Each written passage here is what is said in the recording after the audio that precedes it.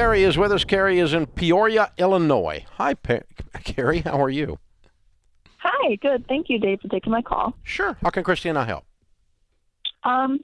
So we all know this has been a tough year. For us, we've been very blessed because we've had our jobs. Mm-hmm.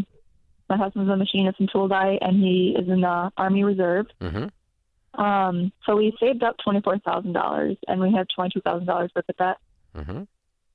So we're wondering if we should just bite the bullet and just pay it all off and leave 2020 behind us, Mm-hmm. or just use some of it and have like our emergency fund set in stone. We wouldn't do partial. We're going to do one of two things. We're either going to keep doing what you're doing, piling up cash, or we're going to push play on the baby steps and immediately pay off, use everything but $1,000 and pay on the debts, which it sounds like you could get really close to, or pay off your debts, one of the two. So the only reason you would push pause is if your financial life is unstable, not because the world's gone crazy, but you're looking at your situation going, we could lose our incomes. There's a high likelihood we're going to lose our incomes, or a high likelihood something else is coming at us. But just the general BS in the world that's going on, no, we don't push pause on that. Because some people are having the best years of their life, and it sounds like you guys are doing fine. We have two children, too. They're pretty young. Yeah, so that's why we're kind of like hesitant about paying it all off, I guess. Wait a minute, I'm sorry. Why do young children make you hesitant to pay it off? Oh, I mean, like, there's nothing different. They have to go to the hospital visit and everything. Okay, well, that's just a general question. That has nothing to do with pandemic or this year. Yeah. So that's just when you decide if you're going to work our plan or not. Oh, yeah, I want to. My husband's just more hesitant about it. Yeah, I understand. The thing is this, okay, refresh my memory now. Tell me, how much debt is there? $22,000. And how much money do you have in your account? $24,000. Okay. All right. So we tell you baby step one is $1,000.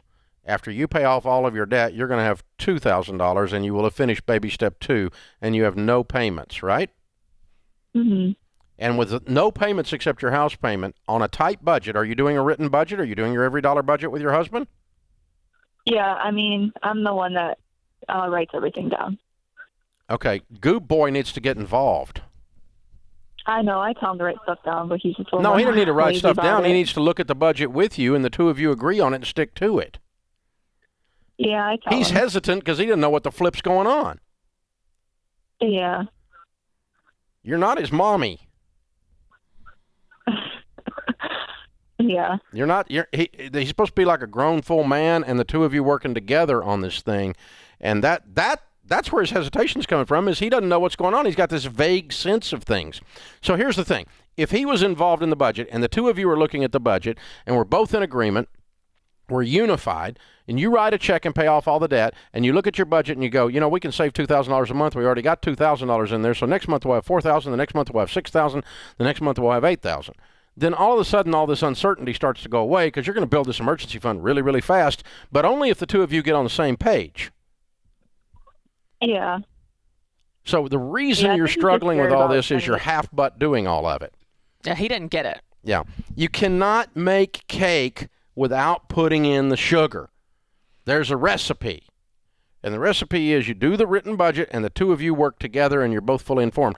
There's a tremendous power in that, Christy. Yeah, and when you're not having the conversation, that's where all the ambiguity, that's where all the confusion. If you simply have a conversation, explain the why, get on the same page with the what and the how, then I think the hesitation will, he won't have the hesitation, but he's not in it. You're doing it. And he has the luxury of throwing grenades at your plan. Yeah, and he's just sort of pretending to go along with it, but he's not. He doesn't get it. He's not going along with it.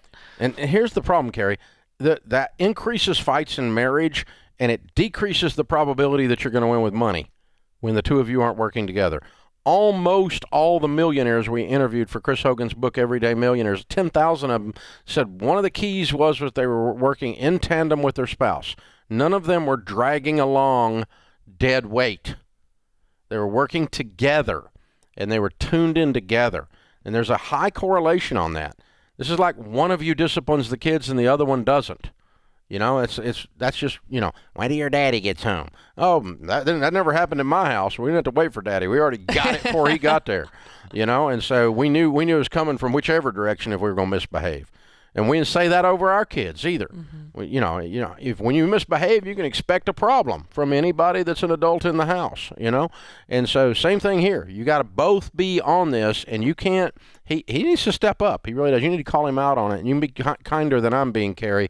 But you should be actually. But the truth is, it's paramount to the probability of you winning, and that's why I'm so concerned about